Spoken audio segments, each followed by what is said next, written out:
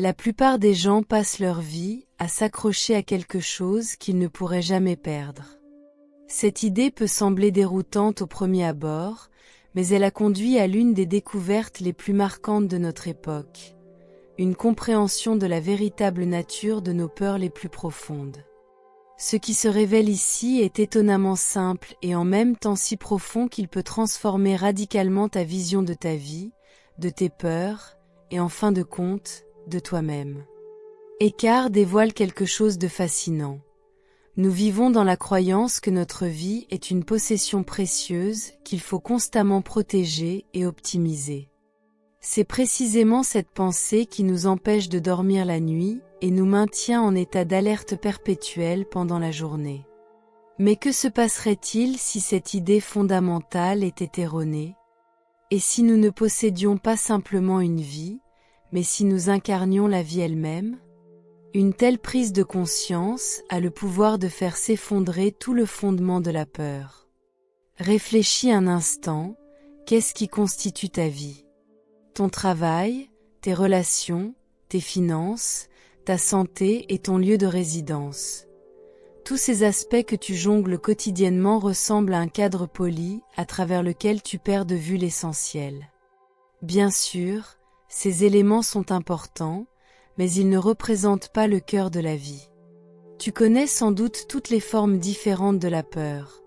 Ce papillon dans le ventre avant une conversation importante, l'agitation nocturne lorsque les pensées ne trouvent pas le repos, ou l'inquiétude sous-jacente concernant l'avenir qui accompagne ta journée telle une ombre.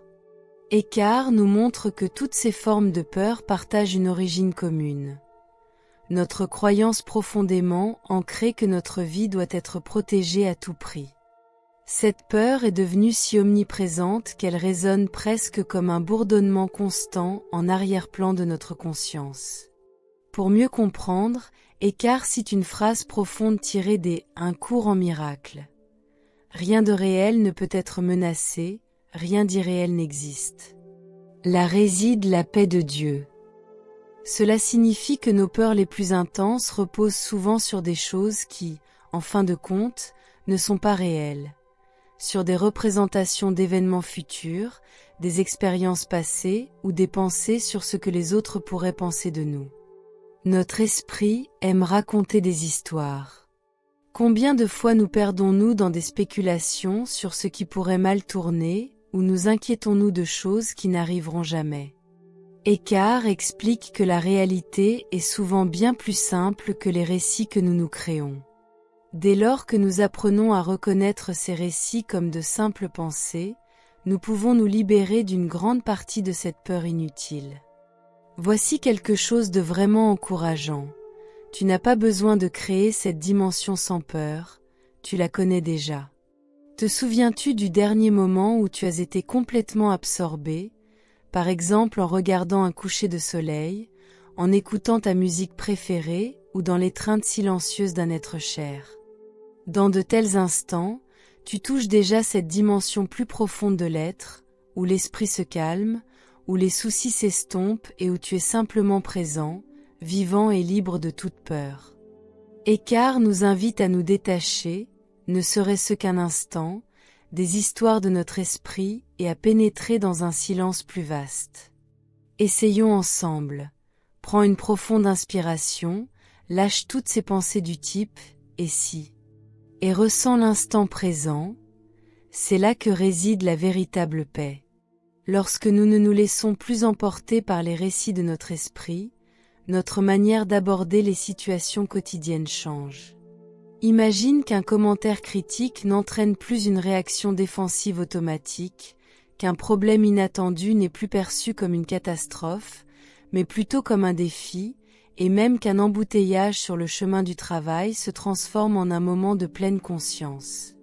C'est comme si tu quittais une pièce sombre et étroite pour entrer dans un vaste espace ouvert où les mêmes événements acquièrent une toute nouvelle qualité. Enfin, que se passerait-il si nous pouvions renoncer à l'obligation de tout savoir et de tout contrôler?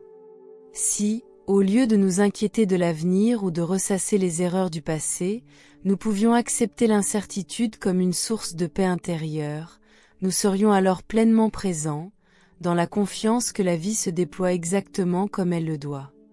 Imagine la vie comme une histoire que nous n'avons pas à contrôler, mais qui coule simplement. Quelle serait la sensation de cesser de t'identifier à ta situation actuelle pour choisir, au contraire, la vie elle-même? Cette compréhension a le pouvoir de transformer non seulement ton expérience personnelle, mais aussi la conscience de toute notre société.